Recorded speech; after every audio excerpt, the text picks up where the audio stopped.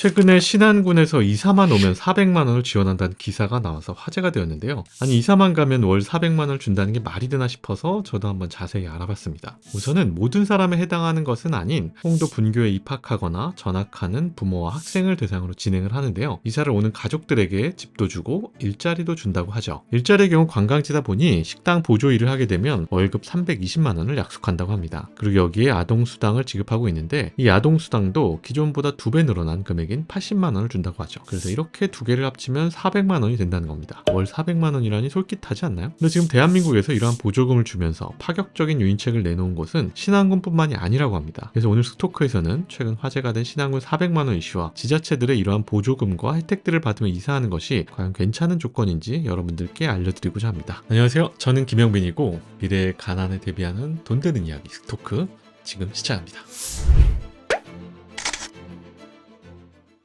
시작하기에 앞서서 신안군 그리고 지자체들은 왜 이러한 정책들을 펼치는 걸까요? 우리나라 인구는 저출생 여파로 지난 2021년부터 처음으로 줄기 시작했습니다. 현재 추세로 간다면 50년 뒤쯤에는 3,800만 명까지 쪼그라드는 전망이 나오고 있죠. 여러분들이 수도권과 지방 거점 도시들을 거주하신다면 느끼지 못하겠지만 이미 시골과 지방 상황은 정말 심각한 수준입니다. 이미 전국 지자체 중 절반 이상인 118곳이 소멸 위험 지역으로 분류되었는데요. 그러다 보니 소멸될 위기에 놓인 지자체들은 안간힘을 쓰면서 파격 대책을 내놓고 있는 거죠. 사실 처음에 이야기했던 전라남도 신안군도 대표적인 소멸 위험 지역입니다. 특히 저출산과 젊은 인구의 유출로 학령 인구가 줄면서 폐교 위기에 처한 섬 지역 학교들이 많아졌는데요. 홍도 분교의 경우 지금은 6학년 학생 3명만 남았다고 하죠. 그리고 이 3명의 학생이 졸업하면 학교에 학생들이 없는 겁니다. 그러다 보니 군청과 주민들이 합심해서 섬에 있는 빈집을 리모델링해 무상으로 제공하고 매달 320만 원의 월급을 준다는 대책을 내놓은 거죠. 이게 한 11월 초부터 본격적으로 접수한다고 하는데 과연 얼마나 지원할지가 정말 궁금하네요. 왜냐하면 비슷한 대책들이 다른 지자체에서 나왔는데 생각보다 경쟁이 치열했어요. 괴산군의 경우 취약 아동을 1명 이상 둔 가족이 괴산군으로 이주해 초등학교에 입학하면 보증금 없이 신축 빌라 임대주택을 제공한다고 하는데요. 경쟁률이 높아서 자녀를 셋 이상 둔 부부들이 주로 뽑혔다고 하죠. 괴산군의 경우 월세 5만 원짜리 신축 빌라를 임대주택으로 제공했다고 하는데 지방에 살 때 가장 필요한 1순위가 저렴한 거주지라고 생각하고 지자체에서 아이디어를 낸 거라고 합니다. 전남 하순에는 방 2칸에 베란다까지 갖춘 월 1만 원짜리 20평형 아파트가 등장했다고 해요. 하순군이 20평형 아파트를 직접 빌려 신혼부부와 청년들을 월 1만 원만 받고 입주시키고 가구당 4,800만 원인 임대보증금은 군이 모두 지원한 형태였죠. 자, 그래서 결과는 어땠을까요? 반응이 엄청 뜨거웠는데요. 50세대를 선발한 1차 모집에서는 경쟁률이 10대 1까지 치솟았습니다. 거주지만 있을까요? 거주지 제공 말고도 파격 지원은 더 있습니다. 결혼부터 임신, 출산까지 지원을 약속하는 지자체들도 있는데요. 지난해 합계 출산율 1.8명으로 전국 1등을 차지한 전남 영광군이 대표적입니다. 전남 영광에서는 만 49세 이하가 결혼하면 500만 원을 주고 무주택 신혼부부, 다자녀 가족이 전세자금 대출을 받으면 월 15만 원까지 3년간 대출 이자를 대신 내준다고 하죠. 신생아 양육비도 첫째 500만 원, 둘째 1,200만 원, 셋째부터 다섯째까지는 3,000만 원을 지원합니다. 이렇게 정말 혹할 만한 여러 지원책들이 나오고 있는데 이게 모두 젊은 사람들을 붙잡으려는 대책들인 거죠.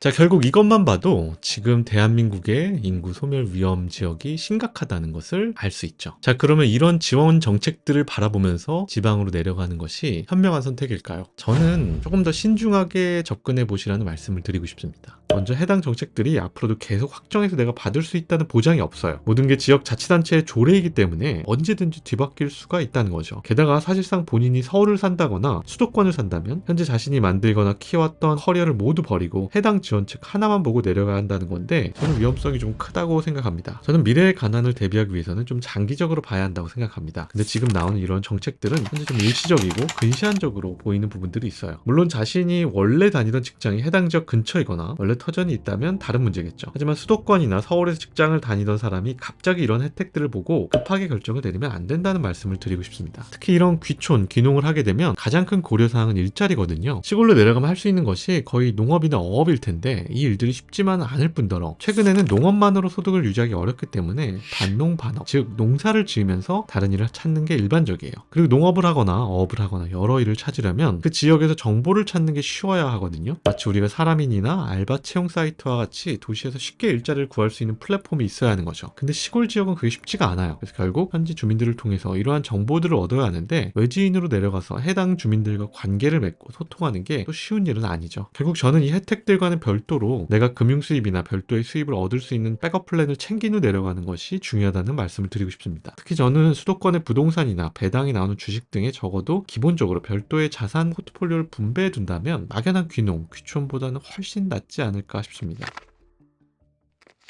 오늘 스토크에서는 최근 화제가 된 신한군 400만원 지급 이슈에 대해서 알아봤습니다. 많은 직장인분들이 신한군에서 이사만 와도 400만원을 준다는 이야기에 솔깃하셨을 거예요. 리틀 포레스트와 같은 영화들을 보면서 스트레스 없는 시골의 삶을 생각하면 귀촌이나 귀농을 생각하시는 분들도 많을 것 같습니다. 근데 생각보다 우리 수명은 길고 노후도 생각보다 길어요. 제주도에서 텃세와 시골의 여러 생활들이 안 맞아서 다시 도시로 올라오시는 분들도 많죠. 이런 것들만 봤을 때 앞으로 우리 인생이 어떻게 달라질지, 경제 상황이 어떻게 바뀔지는 예측하기가 어렵습니다. 따라서 이 혜택만 생각하고 내려가기보다 꼭 다시 서울로 올라올 수 있는 백업 플랜이나 여러 대비를 해두고 긴 고민을 해보는 것이 중요하지 않을까 생각합니다. 오늘 영상이 좋았다면 구독과 좋아요, 알림 설정까지 부탁드리고요. 다음에도 더 유익한 돈 되는 이야기로 찾아뵙도록 하겠습니다. 감사합니다.